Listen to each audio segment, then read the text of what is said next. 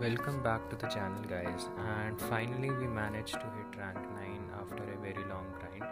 And this was we able to achieve that with a team of Togekiss, Gyarados and Garchomp. And this team, actually we went on a 16-0 streak, which helped us to get to rank 9 in one and a half day. So I was really excited about this using this team, because with this team I was able to get to very close to rank 9 before. We get to 2473 and slip down to 2200 again, because I was just starting out using this team and testing out few things. So this team has really done well for me, and once I started getting the hang of it, I was really able to win a lot of matches, which you will be seeing. And these matches are not from my the 16-0 streak, because these are the ones wherein I was just testing out the team and I was starting out new. So that I can show you what mistakes I made and what I did to adjust that. And let's start with the commentating on the battles now. So we have debuffed this Togekiss with the Sand Tomb, and now the waterfalls are really chunking away. So let's see, we have grabbed both the shields of the opponent, and this Aqua Tail would be able to take down this Togekiss. Next we have this Venusaur, and Venusaur is quite a spicy pick in the Master League Premier, and this Magnezone would be ended up in farming down, and we would be having energy for this incoming Venusaur.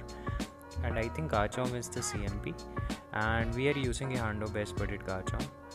And so this outrage will definitely be able to take down this Venusaur. So GG's.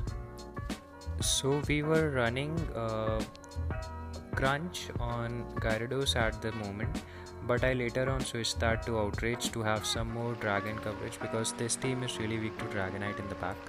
So that's the one change which I did to the movesets especially on the Gyarados. And the Waterfall, as you can see, does a lot to Metagross.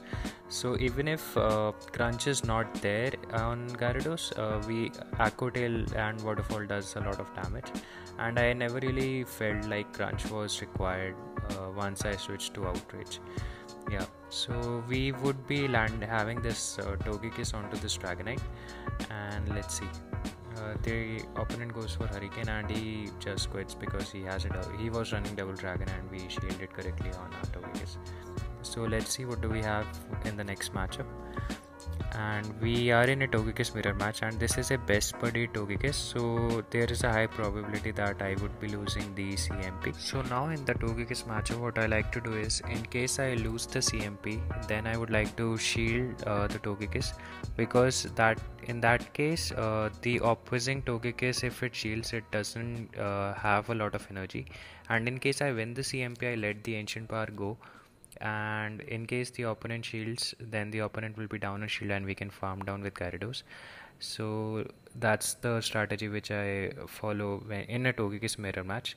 And we let this Outrage go, and the reason behind letting the Outrage go is this Garchomp, even if will not be able to KO us with a Sand Tomb, it will need to land another Outrage, and we can shield this one. Even if it's a Sand Tomb, we would be able to farm down this Garchomp or not.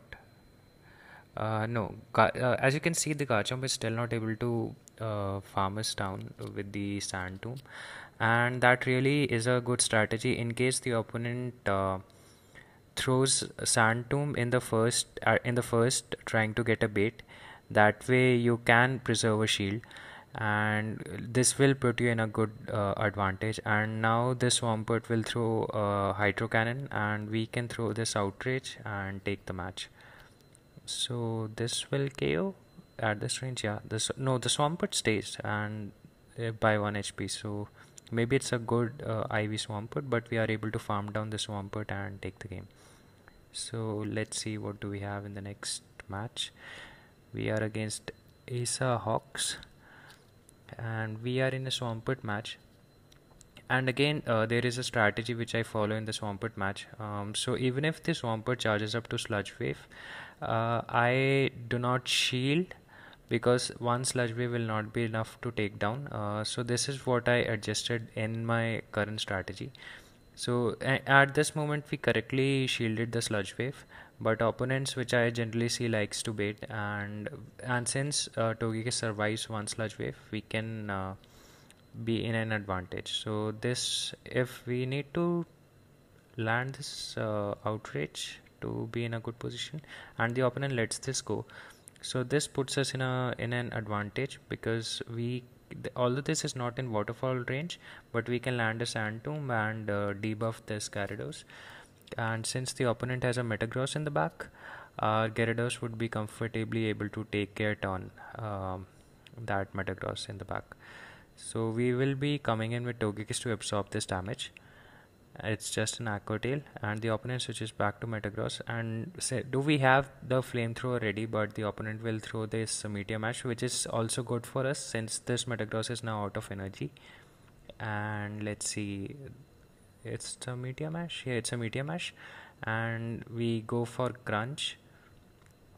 And let's see, this will take down this Metagross, and we can just farm down this Gyarados.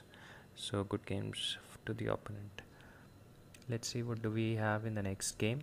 So again we are in a Swampert matchup, and let's see if this one goes for Sludge Wave or Hydro Cannon. Since it's a sure shot Hydro Cannon, I do not shield because the opponent didn't overfarm.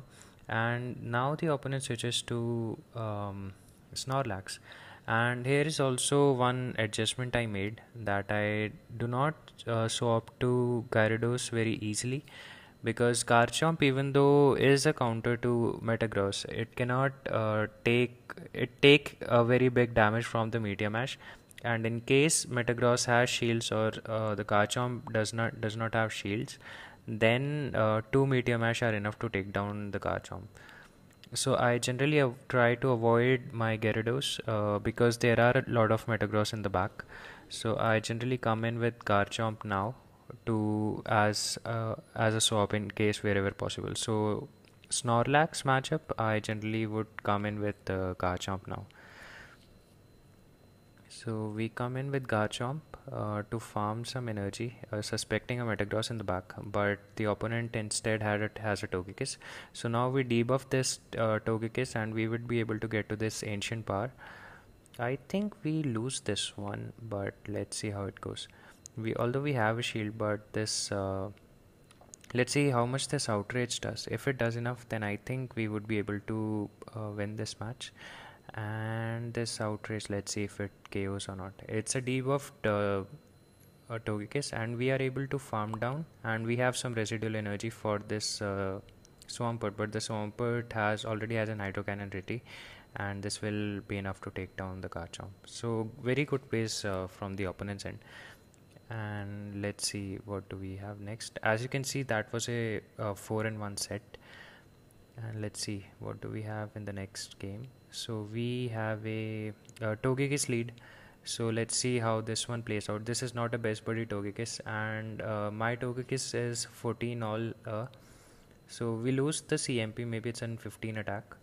And as you can see, I did not shield because I lost the CMP, and the opponent also doesn't shield, but we get the boost, and we are able to win the switch advantage, and that's why we are able to chip down this Swampert. And since the opponent had a Togekiss in the lead, I suspected that the opponent would be definitely having a Metagross counter. And since Swampert is a very good Metagross counter, there's a good chance the opponent has Conkeldurr, and the opponent just bails because the waterfalls were really chunking away at this Conkeldurr, and there was no way the opponent could have come back from it. So let's see what do we have in the next game. We are again in a Togekiss matchup. So we got a lot of Togekiss leads, and that's why we were facing a lot of Metagross leads as well. And I think we have a couple of matches here. So again, same strategy, that do not shield if you lose the CMP. And also the opponents generally don't like to go at a shield disadvantage, and they also do not shield.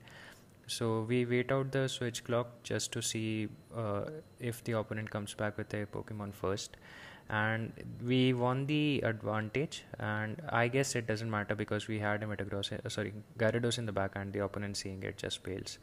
So we have seen a lot of opponent quitting at the last minute, seeing the Gyarados or Garchomp. So again, a favorable lead for us. The opponent comes in with Swampert, and we straight away switch to Gyarados.